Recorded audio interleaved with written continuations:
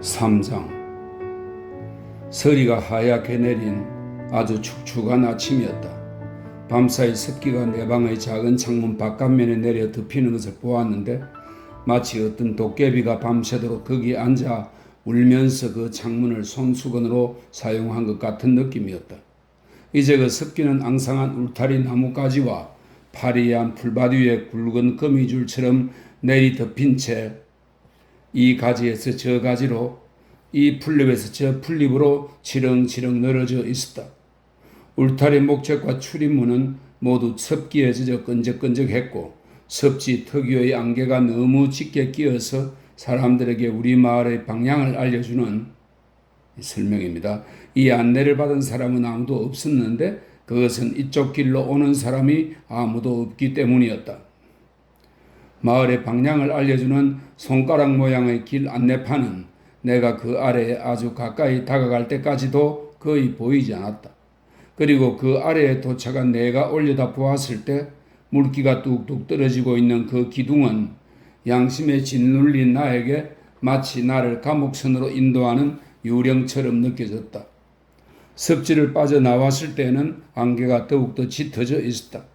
그래서 내가 주변의 모든 사물을 향해 달려가는 것이 아니라 주변의 모든 사물이 나를 향해 달려오는 것 같았다. 죄의식에 사로잡혀 있는 사람에게 이것은 매우 불쾌한 일이었다. 들판의 출입문과 도랑과 강둑들이 안개 속에서 내 앞으로 불쑥불쑥 튀어나와 다른 사람의 돼지고기 파이를 훔쳐가는 소년이다, 잡아라 하고 있는 힘껏 또렷하게 소리치는 것처럼 느껴졌다. 풀을 뜯는 소들도 똑같이 갑작스럽게 내 앞에 불쑥 나타났는데 콧구멍으로 김을 뿜으면서 커다란 눈으로 빤히 쳐다보는 모습이 마치 어이 꼬마 도둑놈 하고 부르는 것 같았다. 그 중에는 목에 장식용 넥타이 모양의 하얀 반점이 있는 검은 수소가 양심에 찔려 예민해진 나에게 그 모습은 어딘지 꼭 목사님 같은 인상을 주었다. 검은 수소가 한 마리 있었는데 그 소는 아주 완고한 시선으로 나를 노려보았을 뿐만 아니라 빙 둘러 돌아가려는 나를 따라 자신의 무뚝뚝한 머리를 함께 돌리면서 몹시 책망하는 듯한 태도로 나를 바라보았다. 나는 울먹이면서 어쩔 수 없었어요, 아저씨. 내가 먹으려고 훔친 것이 아니에요 하고 소에게 말했다. 그러자 소는 머리를 수그리며 코에서 한 줄기 콧김을 뿜어내더니 양 뒷다리로 한번 높이 내지른 다음 꼬리를 휙 한 차례 휘젓고는 사라졌다. 이르는 내내 나는 강 쪽을 향해 계속 나아가고 있었다. 하지만 아무리 빨리 달려도 내 발은 따뜻해지지 않았다. 내가 지금 만나러 가는 그 사람의 다리에 쇠고랑이 단단히 채워져 있는 것처럼 차가운 습기가 내 발에 단단히 채워져 있는 듯 했다. 나는 포병대 자리에서 곧장 가는 길을 꽤 잘 알고 있었는데 어느 일요일 조와 함께 거기에 가본 적이 있었기 때문이다. 그때 조는 낡은 대포에 앉아서 나에게 말하기를 내가 정식으로 계약을 하고 거의 도제가 되면 둘이 이곳에 와서 아주 신나는 시간을 보낼 것이라고 했더랬다. 그러나 안개 속에서 헷갈리는 바람에 나는 한참 후 오른쪽으로 너무 멀리 갔다는 것을 깨달았고 그 결과 조수의 경계를 표시하는 말뚝들과 진흙 너머 돌들이 띄엄띄엄 널려있는 뚜기를 걸어 강변을 따라 되돌아와야 했다. 강변을 따라 이렇게 전속력으로 나아가다가 포병 요새터와 아주 가까운 거리에 있는 것으로 내가 알고 있는 도랑 하나를 막 건넜을 때였다. 도랑 건너편의 둔덕 위로 막 기어 올라간 순간 바로 내 눈앞에 그 사람이 앉아있는 게 보였다. 등을 내 쪽으로 돌리고 앉은 그는 팔짱을 낀 채 깊은 잠에 빠져 고개를 앞으로 구벅거리고 있었다.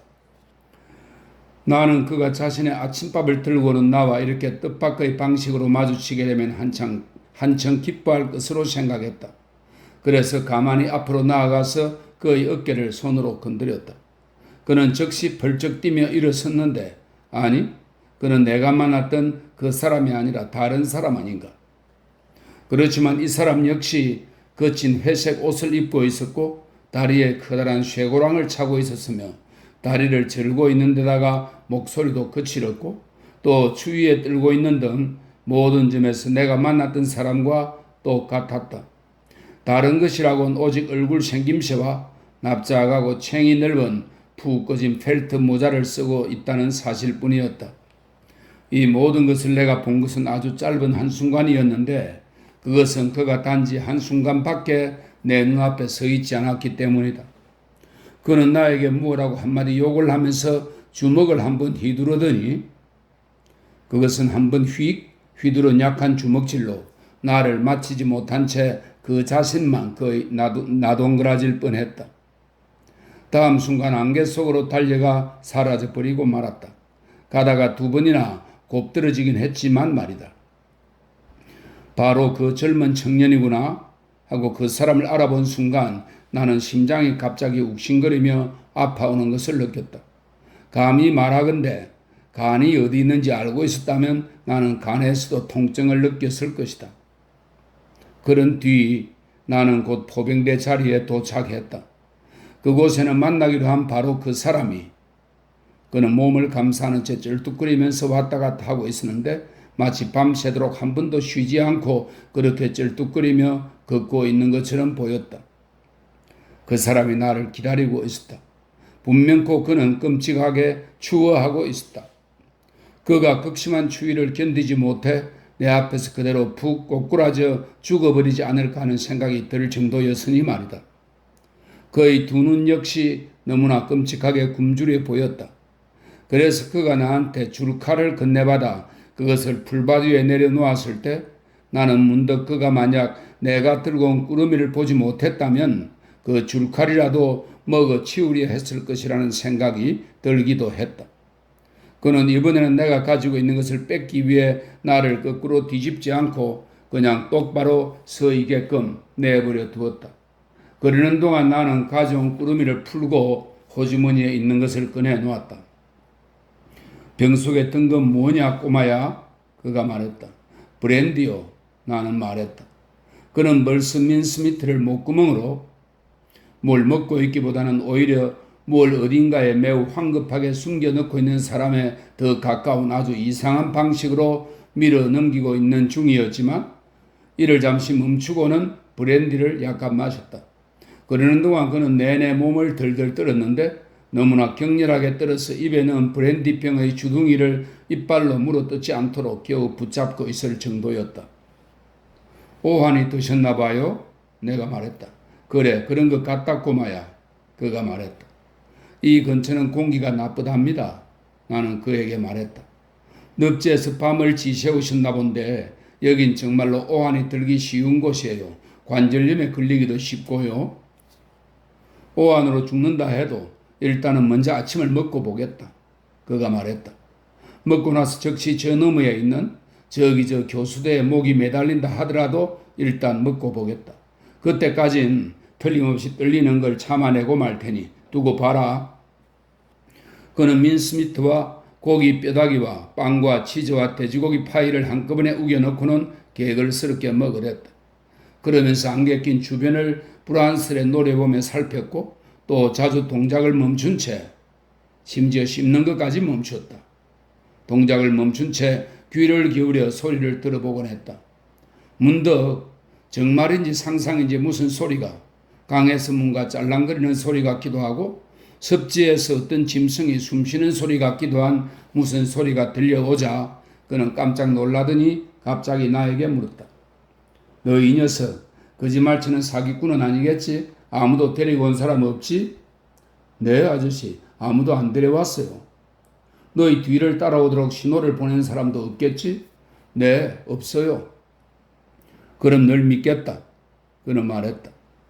너 나이에 버러지처럼 불쌍한 인간을 뒤쫓는 일을 돕는다면 넌 그야말로 지독한 악질 사냥개 새끼라고밖에 할 수 없을 거다. 똥더미에 처박혀 죽을 지경이 되도록 버러지처럼 쫓기고 있는 이런 비참하고 불쌍한 인간을 저버린다면 말이야. 그의 목구멍에서 뭔가 짤깍 하고 걸리는 듯한 소리가 났다. 마치 그의 몸 안에 시계 같은 기계장치가 있어서 막 시간을 알리는 종이라도 치르는 듯한 소리였다. 다음 순간 그는 거칠고 너들너들한 옷소매로 눈 위를 훔쳤다. 그의 비참한 처지를 동정하면서 그리고 그가 점차 안정을 되찾아 파이를 먹는 것을 지켜보면서 나는 용기를 내어 말했다. 파이를 맛있게 잡수시니 기쁘군요. 뭐라고? 아저씨께서 파이를 맛있게 잡수시니 기쁘다고 말했어요. 고맙다 꼬마야. 그래, 맛있게 먹고 있다. 나는 우리 집 큰 개가 음식 먹는 것을 자주 지켜보곤 했더랬다.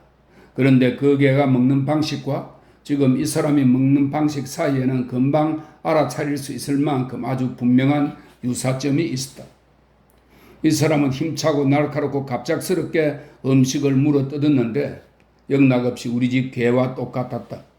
매번 물어뜯을 때마다 그는 그것을 너무 빨리 그리고 너무 급하게 삼켰다. 아니 정확히 말하면 입에 넣자마자 그냥 꿀꺽 넘겨버렸다. 그리고 먹는 동안 곁눈질로 이리저리 살펴보았는데 마치 어디서든 누군가가 나타나 그 파이를 뺏어갈까봐 두려워하는 것 같았다. 내 생각에 그는 파이를 먹는 동안 마음이 너무나 불안해서 그 맛을 조금도 편안하게 즐기지 못했을 뿐더러 누구하고도 그것을 함께 나누어 먹지 못할 것으로 보였는데 만약 누가 나타나기라도 하면 즉시 이빨로 콱 물어뜯고 말았을 게 분명했다. 이런 모든 특징 하나하나가 그는 참으로 우리 집 개와 똑같았다. 그분이 먹을 것을 하나도 안 남기고 다 드시고 말 것 같군요. 나는 조심스럽게 말했다. 그 말을 해도 예의에 어긋나지 않을지에 대해 한동안 침묵하며 망설이고 난 뒤였다. 그걸 가져온 곳에선 이제 더 이상 가져올 수 없거든요. 내가 그렇게 넌지시 암시하며 말하지 않을 수 없었던 것은 바로 이 사실의 확실함 때문이었다. 그분이 먹을 거라고? 누구 말이냐? 내 친구는 파이 껍질을 우적우적 씹다가 멈추며 말했다. 젊은 청년이요. 아저씨께서 말씀하신 아저씨와 함께 숨어있는 그분 말이에요. 아, 그는 웃음 같은 소리를 거칠게 한번 터뜨리면서 대답했다. 그 사람? 그래 맞아. 그런데 그는 음식을 먹고 싶어 하지 않는단다. 그분도 먹고 싶어 할 것처럼 보이던데요. 나는 말했다. 그는 먹던 것을 멈추더니 크게 놀라는 동시에 아주 날카롭게 살피는 얼굴로 나를 주시했다. 뭐? 보였다고? 언제 말이냐? 방금 전에요. 어디서? 저쪽에서요. 나는 손으로 가리키며 말했다. 저기 저 너머에서 만났는데 꾸벅거리면서 졸고 있었어요. 전 그분이 아저씨인 줄 알았죠? 그는 내 멱살을 와락 움켜잡더니 나를 빤히 노려보았다. 너무나 무섭게 노려보는 바람에 나는 그가 내 목을 잘라버리겠다는 애초의 생각을 다시 떠올린 것이 아닌가 하고 두려워했다. 제 말은요. 그러니까 말이에요. 아저씨처럼 옷을 입었는데 모자를 쓰고 있었어요.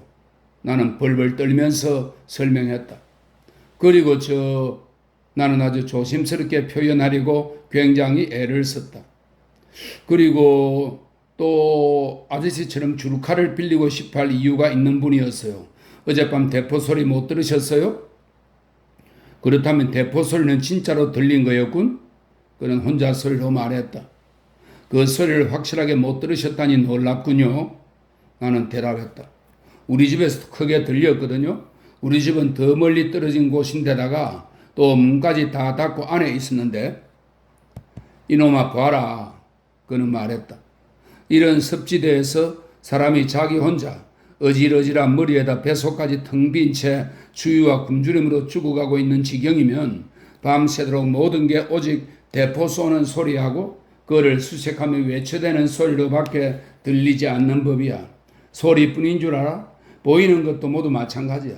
모든 것이 횃불을 앞에 지켜둔 채 빨간 군복을 내비치면서 나를 점점 에워싸며 다가오는 군인들로밖에 안 보이지. 내 번호를 부르는 소리, 꼼짝 말라고 외치는 소리, 소총이 절그덕거리는 소리, 집어총, 겨누어총, 자 제군들, 놈이 꼼짝 못하게 그대로 겨누고 있게 하고 명령하는 소리, 그리고 마침내 붙잡히고 마는 그런 소리와 광경들만 이어질 뿐이야. 그러다가는 퍼뜩 모조리 사라져버리곤 하면서 말이야. 아 정말 어젯밤에 추격대를 본 것만 해도 연병할 놈들 저벅저벅 걸으며 질서정연하게 다가오고 있었지. 한 100개 부대는 되었을 거야. 게다가 대포 소리는 어떻고, 정말 날이 훤히 샌 뒤까지도 안개가 대포 소리로 진동하는 것을 보았다고 믿을 정도였지. 한데 너가 보았다는 그 사람 말이다. 그때까지 내내 그는 내가 거기 있다는 사실을 잊은 듯이 말했더랬다. 혹시 그 사람한테서 뭐 눈에 띄는 점은 없었느냐? 얼굴에 심하게 일그러진 흉터가 있었어요. 나는 내가 알고 있는 줄도 모르고 있던 것을 문득 기억해냈다. 여기 아니었나? 손바닥으로 자신의 왼쪽 뺨을 사정없이 치면서 그가 외쳤다. 네, 맞아요. 거기에요. 그놈이 지금 어디 있느냐? 그는 얼마 안 남은 음식을 모두 회색 윗도리의 가슴팍에다 우겨 넣었다. 그놈이 간 곳을 가리켜 보거라. 난 그놈을 경찰견처럼 쫓아가 잡아내고 말 테다. 이 망할 놈의 쇠고랑 발목까지 다 까졌군. 꼬마야, 그 줄칼 좀 이리 다오. 나는 아까 그 다른 사람이 안개에 덮여 사라져간 방향을 손으로 가리켜 보였다. 그는 한순간 그쪽을 쳐다보았다. 하지만 곧 무성하고 축축한 풀밭 위에 주저앉아 미친 사람처럼 줄칼로 쇠고랑을 갈아대기 시작했는데 내 존재는 물론이고 자신의 다리조차도 신경을 쓰지 않았다.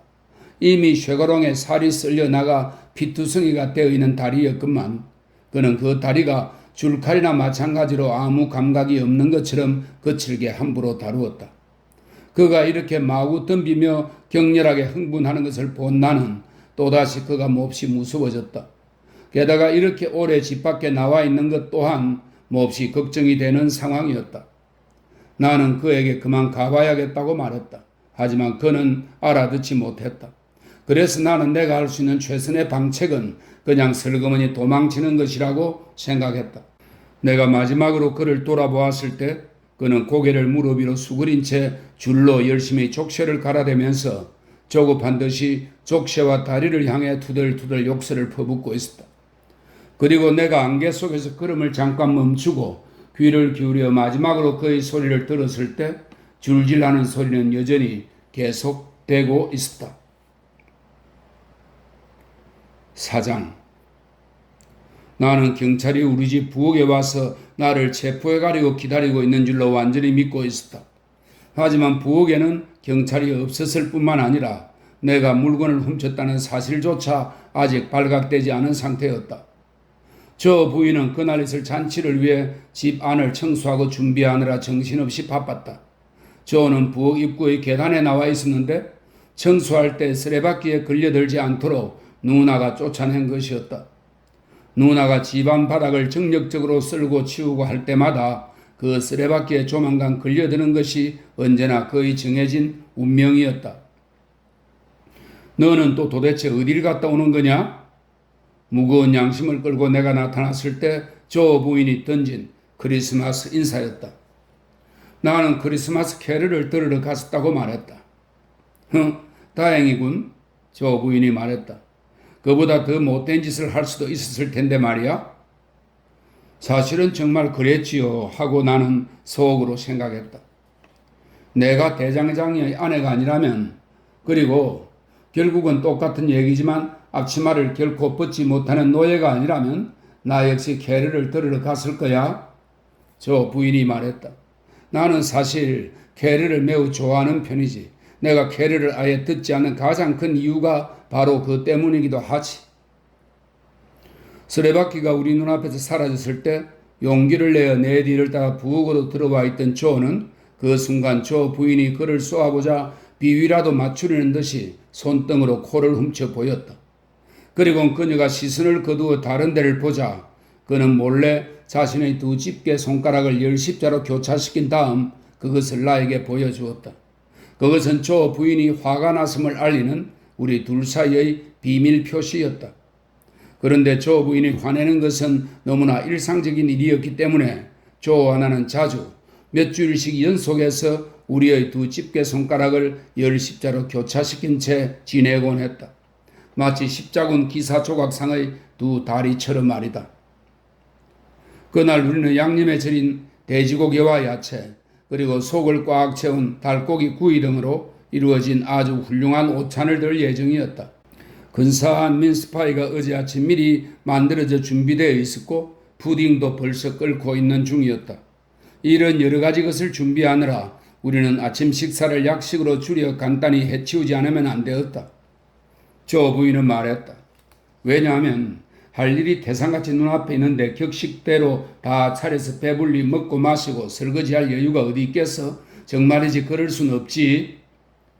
그래야 해 우리는 자기 집에서 식사를 하는 한 사람의 어른과 아이가 아니라 강행군에 나선 2,000명의 군인인 것처럼 빵 조각을 아무렇게나 배급받았으며 우유와 물을 조리대 위에 놓인 주전자에서 직접 따라 사죄하는 듯한 표정으로 후다닥 들이켰다. 그러는 동안 조 부인은 벽에다 깨끗한 하얀 커튼을 쳤고 넓은 벽난로 위에 가로로 쳐놓은 낡은 꽃무늬 주름 장식을 새 것으로 바꾸어 달았으며 복도 건너편의 자그마한 손님 맞이용 거실에 덮어놓았던 종이를 모두 걷어냈다. 다른 때는 덮은 종이를 결코 걷어내는 법이 없는 이 방은 1년 내내 은색 종이에 안개처럼 서늘하게 덮여 있었는데 심지어 벽난로 선반 위에 사기로 만든 4마리의 푸들 강아지까지 이 종이에 모두 덮여 있었다. 이 강아지들은 검정 코에 입에는 꽃바구니를 물고 각기 서로 짝을 이루고 있었다. 조 부인은 매우 청결한 주부였다.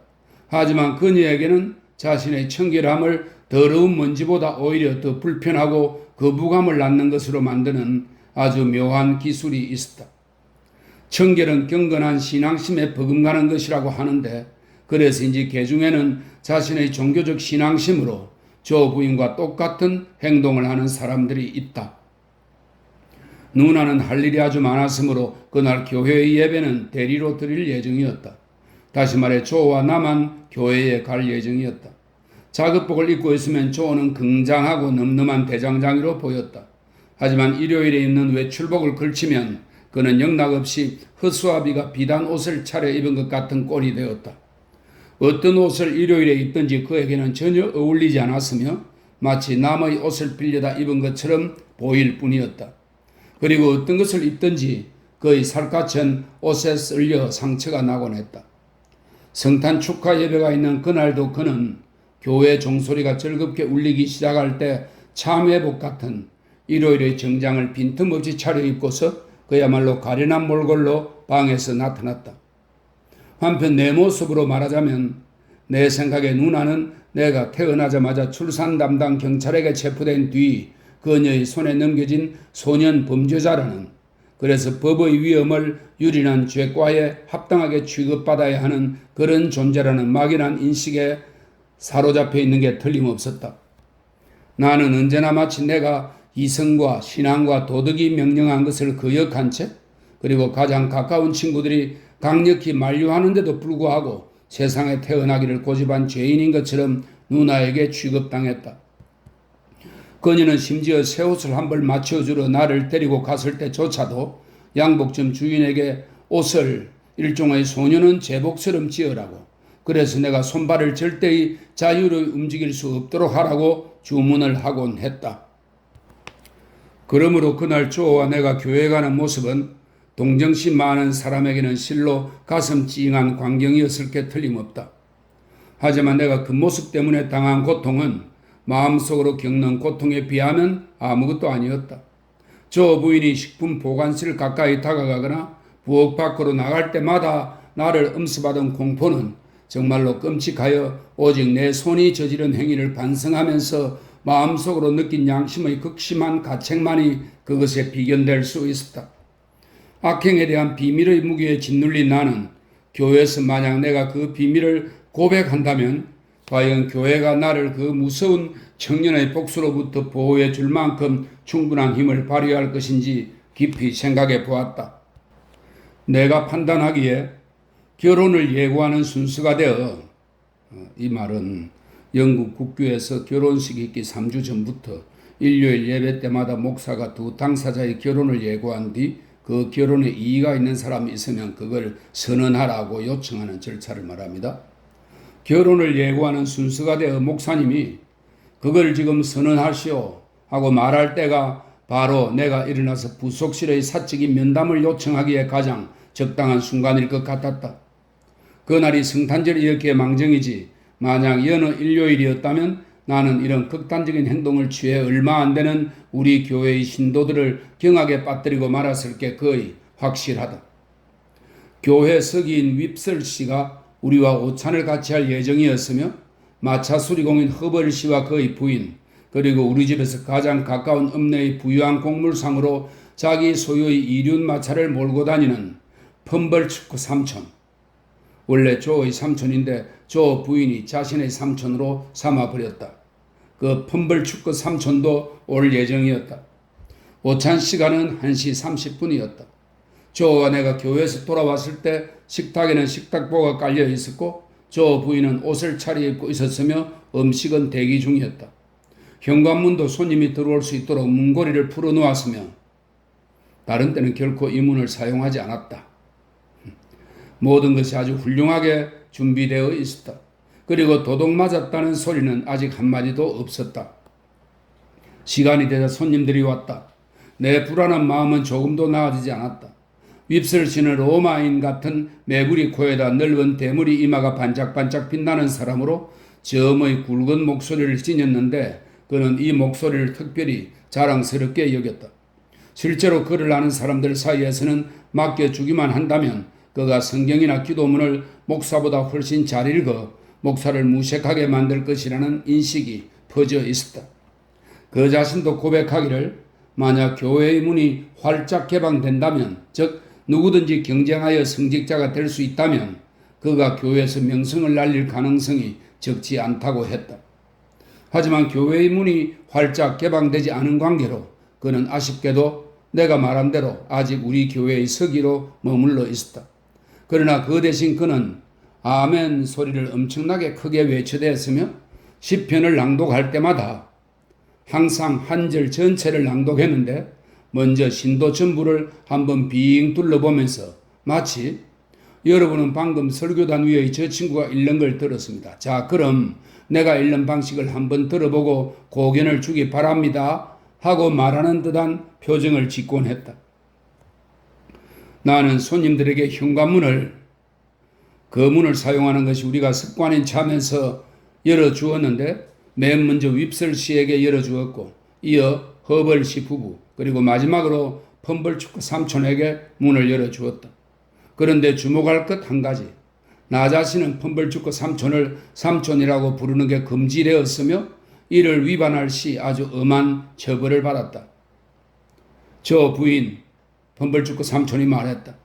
몸집이 크고 가쁜 숨을 쉬며 동작이 둔한 중년 사내인 펌벌축구는 입이 붕어처럼 생겼고 멍하니 노려보는 듯한 시선에다 모래빛 머리카락이 머리에 뻣뻣이 곤두서 있어서 마치 숨이 막혀 거의 죽을 뻔했다가 그 순간 막 제정신으로 돌아온 사람처럼 보였다.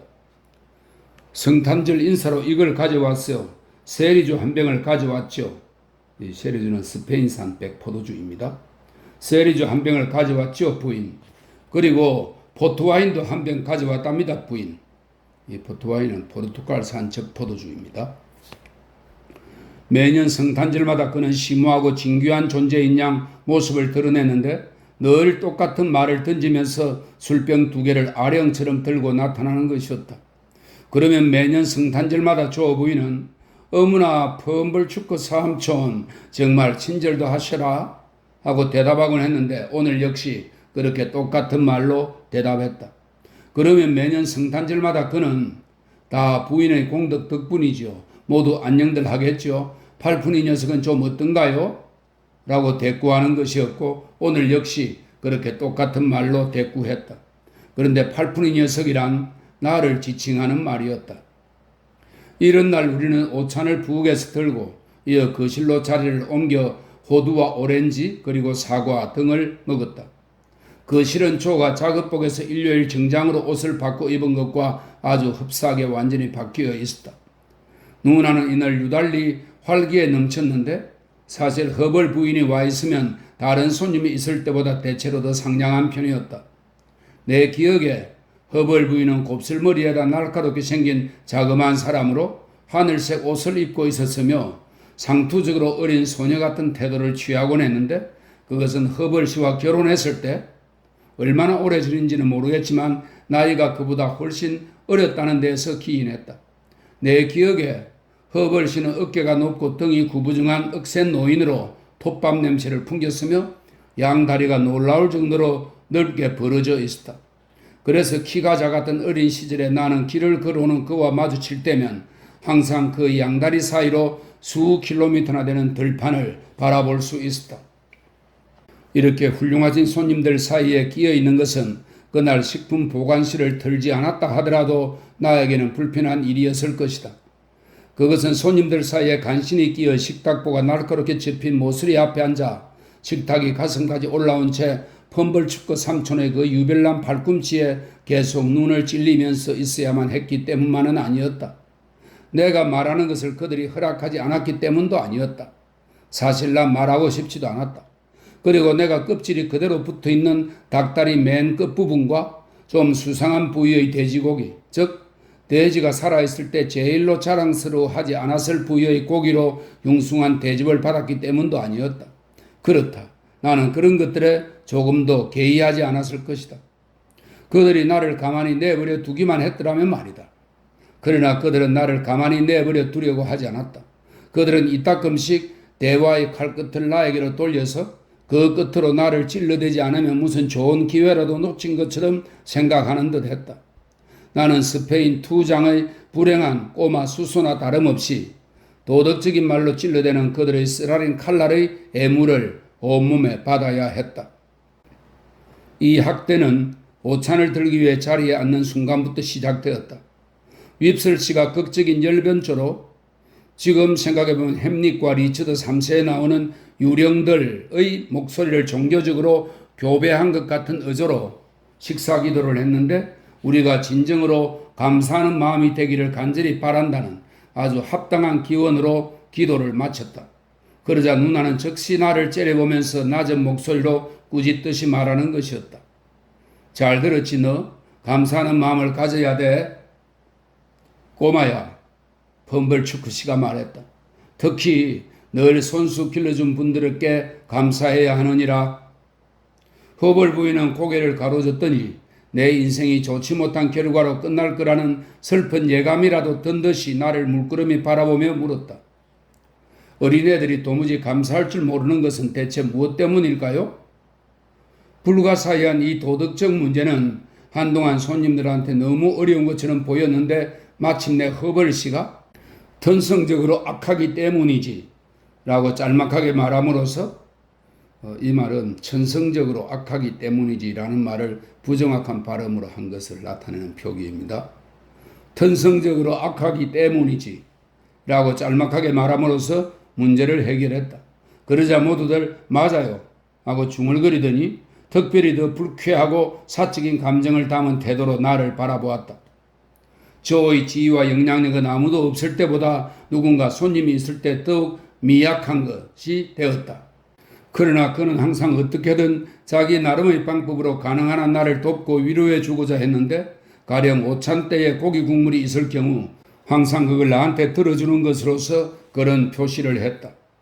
마치 모두는 고기 국물이 많이 있었으므로 조는 그 순간 약 반 파인트는 될 만큼 많은 양의 국물을 내 접시에다 떠서 부어 주었다. 오찬이 조금 더 진행되었을 때 윕슬씨가 그날의 설교를 돌이켜보며 혹평을 좀 가하더니 여느 때와 같이 교회가 활짝 개방된다면이라는 가정하에서 자기라면 어떤 종류의 설교를 우리들에게 해줄 것인가 하는 내용의 말을 넌지시 늘어놓았다. 그는 자신이 할 설교의 몇 가지 주요 항목을 그 자리에 있는 사람들에게 들려주는 호의를 베푼 뒤 그날의 설교 주제는 잘못 선택된 것이라는 게 자신의 생각이라고 말했다. 그리고는 덧붙이기를 아주 많은 주제가 도처에 널려있는 상황에서 그런 잘못은 더욱 변명하기 힘든 것이라고 했다. 역시 맞는 말이요. 펌벌축구 삼촌이 말했다. 정말 똑바로 말했어. 윕슬씨. 주제는 풍성하게 널려있어. 그걸 찾아내는 방법을 알고 있는 사람에게는 말이요. 필요한 건 바로 그거요. 요령을 터득하고 있기만 하면 주제를 찾아 멀리 헤맬 필요가 없는 법이요. 펌벌축구 삼촌은 말하고 나서 잠시 생각의 뜸을 들이더니 이렇게 덧붙였다. 이 돼지고기만 봐도 알 수 있어. 보시오. 주제가 바로 여기 있어. 주제가 필요하다면 바로 이 돼지고기를 보면 될 것이요. 맞습니다, 선생. 바로 이 돼지고기라는 대상으로부터 우리는 윕슬씨가 대답했다. 그의 다음 말이 이어지기 전에 나는 이미 그가 나를 끌어들이려 한다는 것을 알아챘다. 어린 아이들을 위한 수많은 교훈을 끌어낼 수 있지요. 이 녀석아 잘 들어도 누나가 대화의 틈을 타 음한 목소리로 나에게 말했다. 조언은 나에게 고기 국물을 좀 더 부어 주었다. 돼지는 마치 내 이름을 언급하고 있는 것처럼 윕슬치는 자신의 포크로 나의 빨개진 얼굴을 가리키면서 그의 가장 굵은 저음의 목소리로 말을 이었다. 돼지는 바로 탕자의 벗이지요. 탐욕스러운 돼지가 어린아이들에게 보여줄 좋은 본보기로 바로 우리 눈앞에 놓여 있군요. 조금 전까지만 해도 돼지고기가 아주 살이 많고 연하다고 칭찬하면서 먹어대던 그가 이런 말을 하다니 참 가관이라는 생각이 들었다. 돼지의 혐오스러운 점이 소년에게 나타날 때는 더욱 혐오스럽게 보이죠. 소녀의 경우도 그렇지. 허벌씨가 보충이라도 하듯 말했다. 물론 소녀의 경우도 그렇죠, 허벌씨. 윕슬씨는 다소 신경질적으로 맞장구를 쳤다. 하지만 지금 이 자리에 소녀는 없지요. 게다가 말이다. 펌블추크씨가 갑자기 나를 돌아보면서 말했다. 너가 감사해야 할 것이 무엇인지 한번 생각해 보거라. 만약 너가 꾀꾀거리는 돼지 새끼로 태어났더라면, 아이가 꾀꾀거리는 돼지 새끼일 수 있다면 정말이지 이 녀석이야말로 그랬죠.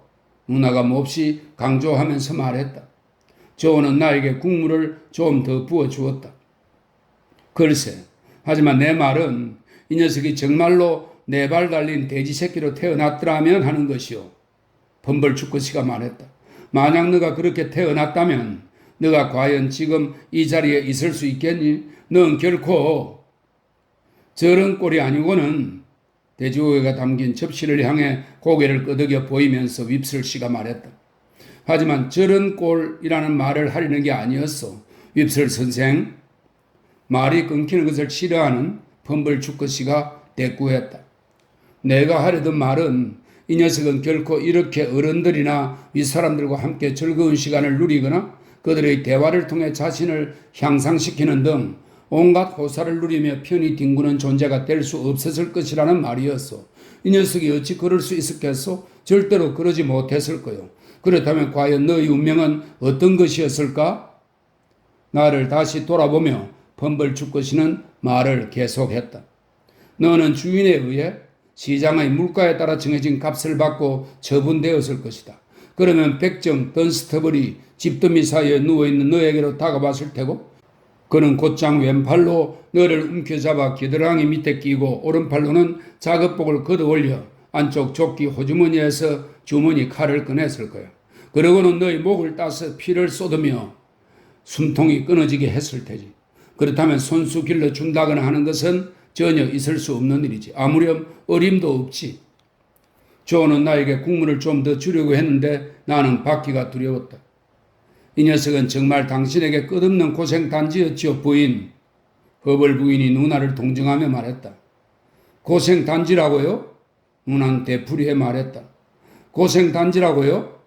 그러더니 그녀는 내가 걸렸던 모든 질병을 비롯하여 나 때문에 잠 못 잤던 모든 일들, 내가 굴러떨어진 그 모든 높은 장소들, 내가 떨어져 처박힌 그 모든 낮은 장소들, 내가 잘못해서 입은 모든 상처들, 그리고 좀 죽어 없어졌으면 하고 바랐건만 내가 완고하게도 그러길 거부했던 모든 경우들 등등 그 모든 끔찍한 고생 목록을 줄줄이 늘어놓기 시작했다. 나는 로마인들이 자신들의 매부리 코로 서로를 몹시 화나게 했음에 틀림없다고 생각한다. 아마도 그들이 그렇게 가만히 있지 못하고 침략적인 민족이 된 것은 그 때문일 것이다. 어쨌든 윕슬씨의 그 매부리 코는 누나가 내 몹쓸 행동을 쭉 열거하고 있는 동안 정말이지 나를 너무나 화나게 했다. 나는 그 코를 힘껏 잡아당겨 그를 울부짖게 만들고 싶었다. 그러나 이제까지 내가 참고 견디온 그 모든 것은 잠시 후 나를 사로잡은 그 끔찍한 공포에 비하면 아무것도 아니었다.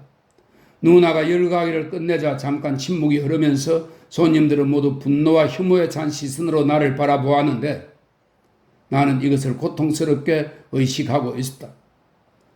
드디어 침묵은 다음과 같이 깨졌다.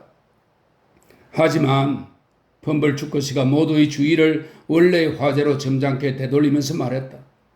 돼지고기는 삶은 것으로 말하자면 영양분이 풍부한 음식이기도 하지요. 안 그렇습니까? 브랜디를 좀 드시겠어요, 삼촌? 누나가 말했다. 오, 맙소사, 드디어 올 것이 왔구나. 펌벌주커씨는 브랜디가 묽다는 걸 알아차릴 것이고 그럼 분명히 그렇게 말할 테고 그럼 난 끝장인 것이다. 나는 식탁보 밑의 식탁 다리를 두 손으로 꽉 움켜쥐고 운명의 순간을 기다렸다. 누나는 독일로 만든 그 술병을 가지러 갔다. 그러곤 곧 그 술병을 들고 돌아와서 펌벌주커씨에게 브랜디를 따라주었다. 다른 사람은 아직 아무도 받지 못했다. 그 가정스러운 인간은 술잔을 잡고 만지작거리면서 그러다가 그걸 들어 올려 불빛에 비춰보고는 다시 내려놓고 나면서 내 고통을 오래 끌었다. 그러는 동안 조 부인과 조는 파이와 푸딩 먹을 준비를 하기 위해 식탁을 부지런히 치웠다. 나는 펌벌주커씨한테서 눈을 뗄 수 없었다. 식탁 다리를 두 손과 두 발로 여전히 꽉 움켜 잡은 채 나는 그 가련한 인간이 술잔을 손가락으로 가지고 노는 것을 바라보았다. 마침내 그는 잔을 들어 올리더니 미소를 짓고는 고개를 뒤로 젖히면서 브랜디를 쭉 들이켰다. 바로 다음 순간 모든 사람은 즉시 형언할 수 없는 경악에 사로잡히고 말았다. 펌벌주커씨가 갑자기 벌떡 일어나서는 발작이라도 하듯 백일의 기침을 무섭게 터뜨리면서 몇 바퀴 빙글빙글 춤을 추며 돌더니 문을 향해 달려나갔기 때문이다. 그는 곧이어 창문 밖으로 모습을 보였는데 격렬하게 벌쩍벌쩍 날뛰면서 무언가 뱉어내려고 연신 기침을 해대는 동시에 말할 수 없이 끔찍하게 일그러진 얼굴을 하고 있는 꼴이 정말 제정신이 아닌 듯 했다. 나는 계속 식탁을 꽉 붙들고 있었고 조 부인과 조는 펌벌주커한테로 달려나갔다. 어떻게 된 영문인지 몰랐지만 아무튼 내가 무언가 잘못해서 그를 살해하게 된 것이 틀림없다고 생각했다. 하지만 이렇게 무슨 생각에 떨고 있을 때 다행히도 그가 부축을 받으며 돌아와서 좀 안심이 되었다. 그는 마치 다른 사람들이 자기 말에 반대라도 했던 것처럼 사람들을 한번 휘둘러 보더니 의자에 털썩 주저앉으면서 헐떡이는 목소리로 한마디 힘주어 토해냈다. 타르였다니까? 내가 술병을 채워놓기 위해 주전자에서 따라 부은 것은 바로 타르 용액이었던 것이다. 나는 그의 상태가 잠시 후 더욱 악화될 것이라고 생각했다. 식탁보 밑으로 보이지 않게 움켜잡고 있는 내 손의 힘 때문에 식탁이 마치 요즘 시대의 영매에 의해 움직이듯이 저절로 움직였다. 타르라고요? 누나가 놀라서 외쳤다. 아니, 어떻게 타르가 그 속에 들어가 있지? 그러나 우리 부엌에서 전지전능한 존재였던 펌벌주커 삼촌은 더 이상 그 단어를 듣고 싶어 하지 않았으며 그 문제에 대해서 아무 말도 드리려 하지 않았다. 그는 그저 위압적인 손짓으로 모든 것을 물리치고는 물을 탄 뜨거운 진 한 잔을 갖다 달라고 요청했다. 놀라울 정도로 깊은 생각에 막 잠기기 시작했던 누나는 하는 수 없이 분주히 움직여 진과 뜨거운 물과 설탕과 레몬 껍질을 준비한 다음 그것들을 섞었다. 나는 적어도 당분간 화를 면한 셈이었다.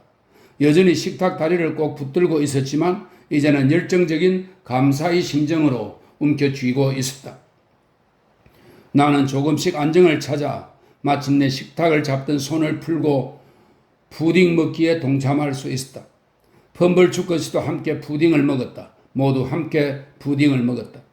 이었고 푸딩 먹는 순서가 종료되었고 펌벌주커씨는 마신 진의 영향으로 안색이 기분 좋게 빛나기 시작했다. 그래서 나는 그날을 무사히 넘기는구나 하고 막 생각했는데 바로 그 순간 누나가 조에게 깨끗한 접시들을 준비해요. 찬 것들로도요. 하고 말했다. 나는 즉시 식탁 다리를 다시 꽉 움켜잡았다. 그리고 마치 내 절친한 골목 친구이자 영혼의 동지라도 되는 것처럼 그것을 내 가슴에 바싹 대고 눌렀다. 나는 누나가 뭘 하려는 것인지 알아차렸고 이번에는 정말로 꼼짝없이 잡히는구나 하고 느꼈다. 꼭들 맛보셔야만 해요. 누나는 손님들에게 더할 수 없이 상냥한 태도를 한껏 지어 보이며 말했다. 마지막으로 꼭들 맛보셔야만 해요. 펌벌죽고 삼촌의 정말 훌륭하고 맛있는 선물을 말이에요. 꼭 맛보아야만 한다고 기대하지 않는 게 좋을 걸. 알고 계시겠지만 자리에서 일어나면서 누나는 말했다. 바로 파이랍니다. 맛 좋은 돼지고기 파이 말이에요. 손님들은 무엇하고 찬사의 말을 각기 중얼거렸다.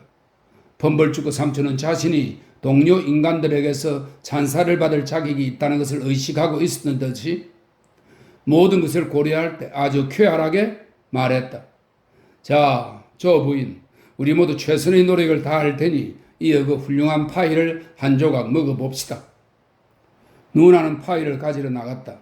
식품 보관실로 다가가는 누나의 발소리가 들려왔다. 나는 펌벌죽고 씨가 칼을 똑바로 고쳐 쥐는 것을 보았다. 윕슬 씨의 매부리코 콧구멍에 식욕이 다시 되살아나는 것도 보았다. 나는 또 허벌 씨가 맛있는 돼지고기 파이 한 조각보다 좋은 것은 이 세상에서 아무것도 없을 거야. 그러니 먹어도 괜찮을 거야. 하고 말하는 소리를 들었다. 그리고 조가 핍, 너도 좀 맛볼 수 있을 거야. 하고 말하는 소리도 들었다. 공포를 이기지 못한 나는 날카로운 비명을 지르고 말았다. 하지만 그게 마음속으로만 지른 것이었는지 아니면 손님들이 신체적으로도 들을 수 있는 것이었는지는 아직까지도 확신이 서지 않는다. 어쨌든 나는 더 이상 견딜 수 없다고, 그래야 도망치지 않으면 안 되겠다고 느꼈다. 나는 식탁 다리를 놓았다. 그러곤 죽을 힘을 다해 박차고 달려나갔다. 그러나 나는 현관문에서 더 멀리 가지 못했다. 왜냐하면 거기서 나는 소총을 들고 있는 한 무리의 군인들에게 머리를 들이박으며 부딪히고 말았기 때문이다. 군인들 중 한 명이 수갑 한 벌을 나에게 내밀면서 말했다. 옛다 이 녀석 조심해야지 응?